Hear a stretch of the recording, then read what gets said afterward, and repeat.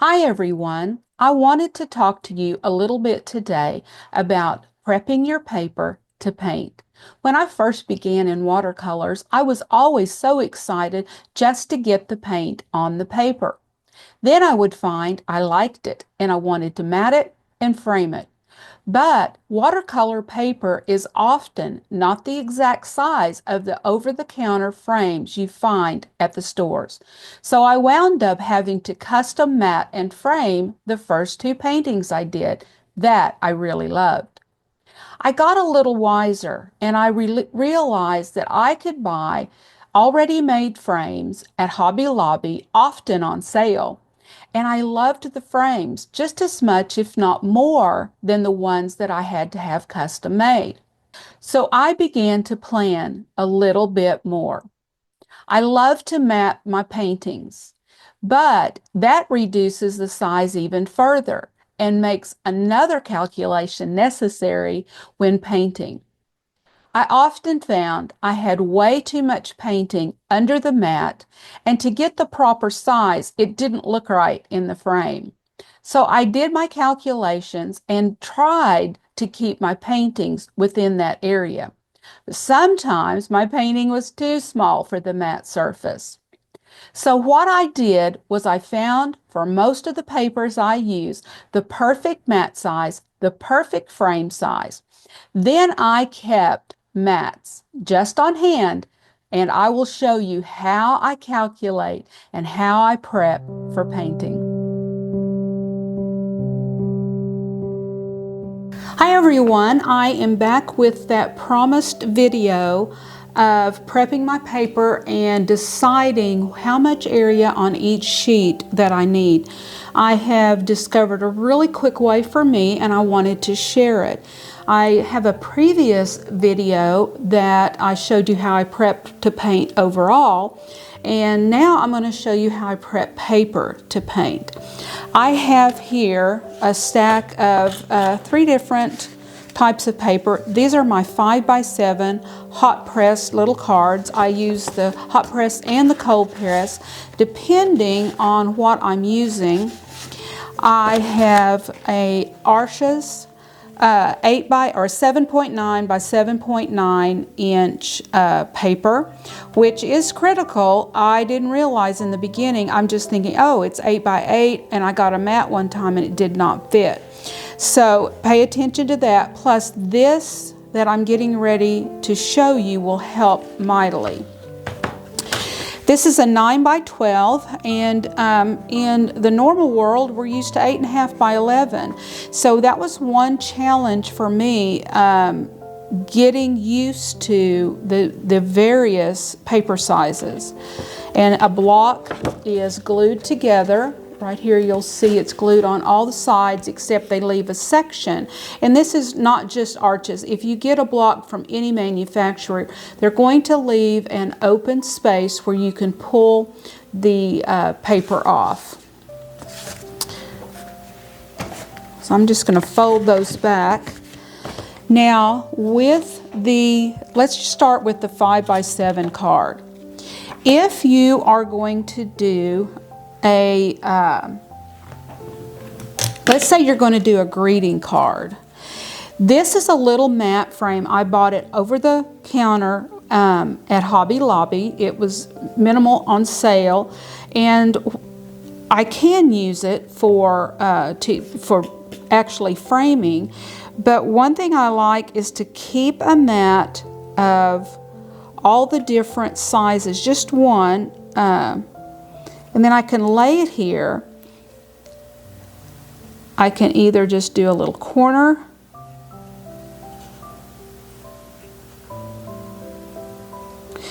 this is a 5x7 outer corner, and then it is a 4x6 inner corner, I believe. So here that one didn't quite.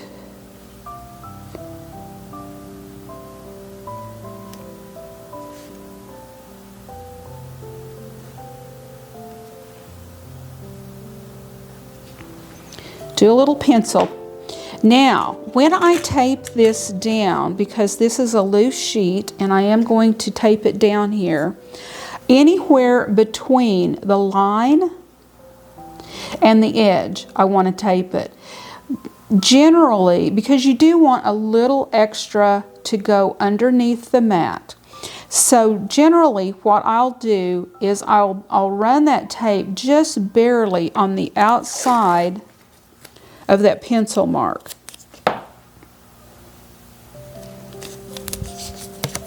So if I've got my tape, and I don't know if you can see that pencil mark, I'm going to darken it. Seems like pencil does not show up dark on a camera when I'm videoing, and I do apologize for that. I would not make a normal mark on this paper this dark. It damages your paper because it presses into the paper.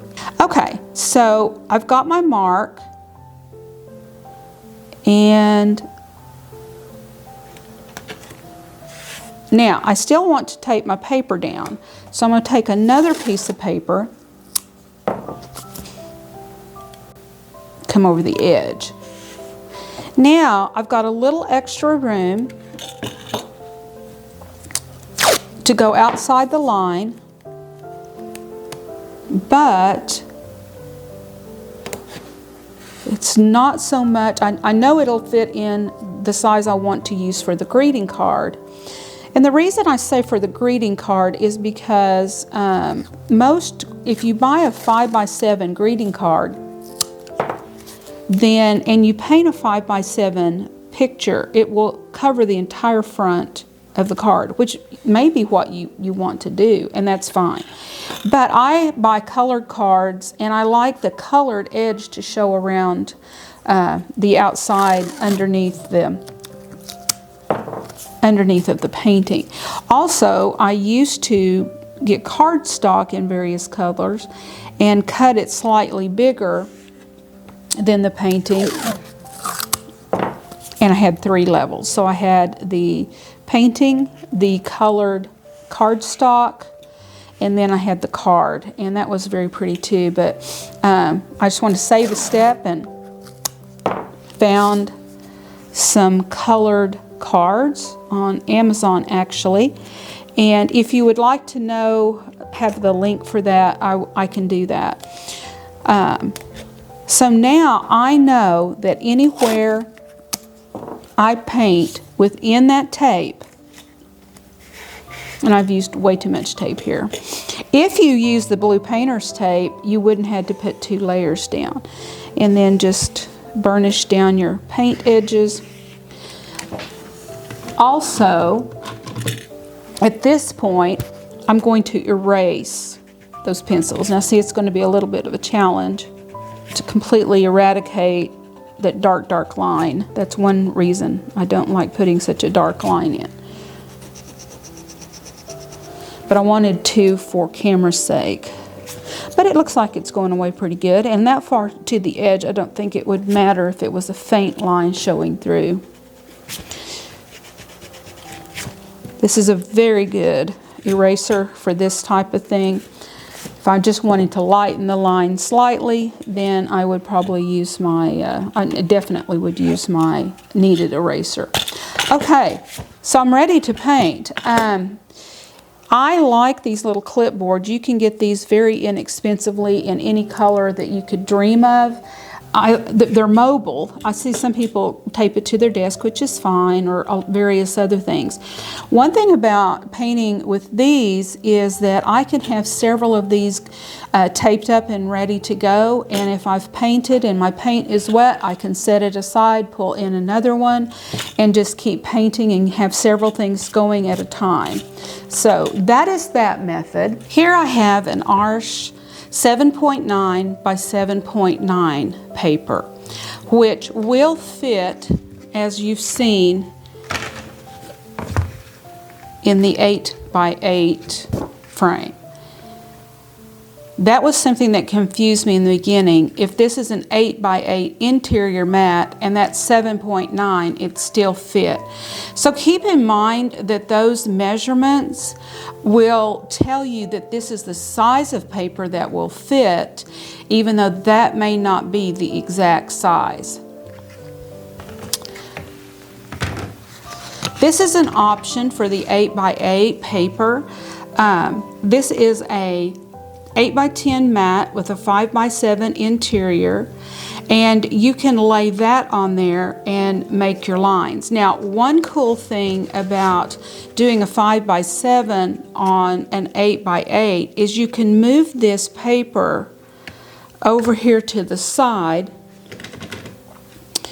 mark your corners,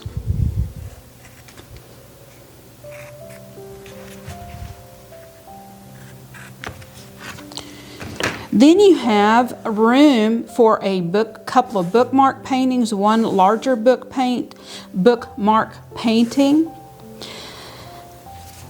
or just a very narrow little painting. So you can, even using that 5x7, if that is the size that you need and you don't want to put it on a larger paper, or you don't have a larger paper, then you can certainly use this 8x8. You can see here how well that fits. And then you've got, oh, I'm going to say a good 3 inches. You could do 2 1.5-inch bookmarks here, which is a fun thing to do. So that is a good option for the 8x8. Do the 5x7 on there. Do the 8x8. Now, as we've seen, there is very little tolerance on the 8x8 mat.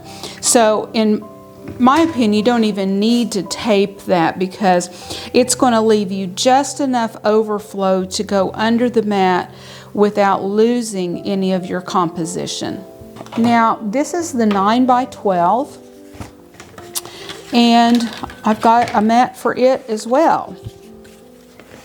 Now this one, whoops, well, I guess it doesn't matter, is much smaller. I believe this is, well, I'll measure it. Let me go get my ruler just to double check so I can give you adequate measurements. Okay, so this mat is, and this one also came out of a frame, so it's a smidge smaller, and I say a smidge because it's less than a 1/16 of an inch, less than 11 on that direction, and then it's a 14. I'm just, yep. So it's an 11x14, and this was a 9x12. The interior opening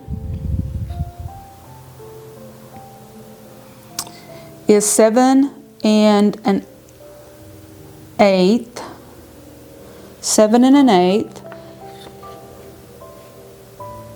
by 9 5/8. So a little over 9 that direction. So you are losing quite a bit here. But the frustrating thing that I kept running into, I could have things custom framed, but I have found a frame style at Hobby Lobby, and I buy them half price, that I love. And I like to put all my paintings in that frame, regardless of the size, because it adds unity and continuity, and that way I can have multiple colors, but they all appear to be cohesive because of the frame.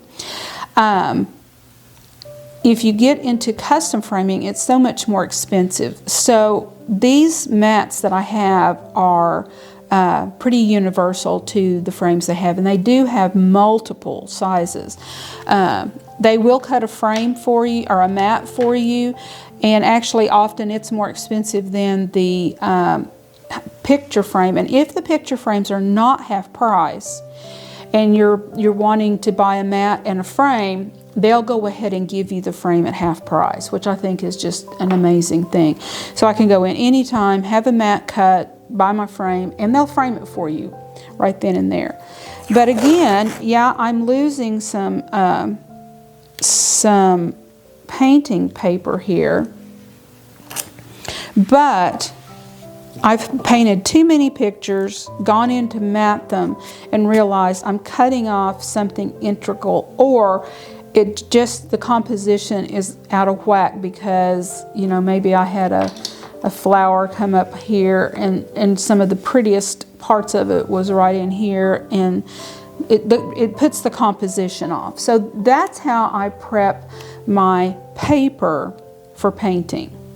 Arches makes multiple sizes of paper, but again, if you want a regular over-the-counter frame, you may need to take that into consideration. Again, all of these except this one came when I bought a frame. It had a mat in it, and so they were very inexpensive frames, but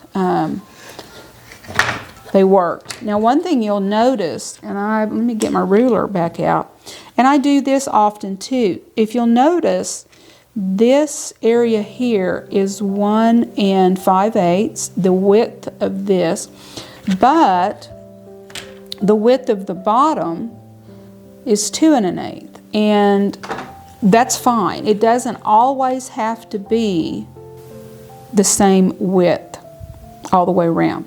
Now, what you could do, knowing that you've marked this, you can go in and get a custom frame where you have your 1 5/8 here, and then just make sure it's 1 5/8 here.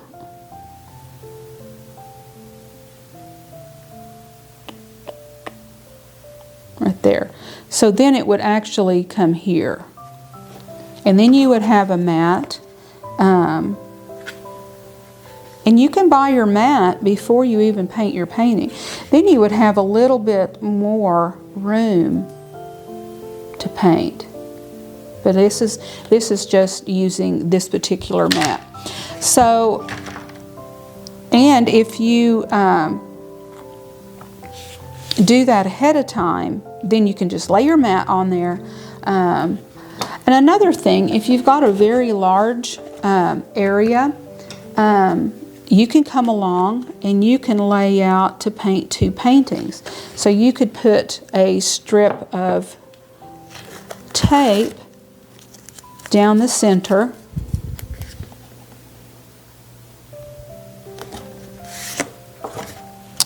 Put your mat on and put it right up against, I know with that paper or the tape being the color of the tape and the paper are the same color, it's hard for you to see. But then you could come in here,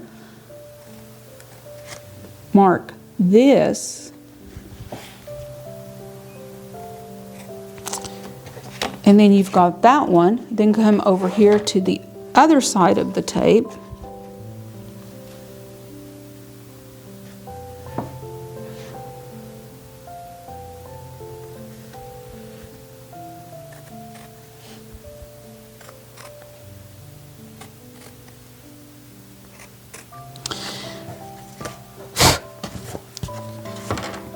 And then you could tape right along there, right along the top and the sides, and you got 2 5x7s.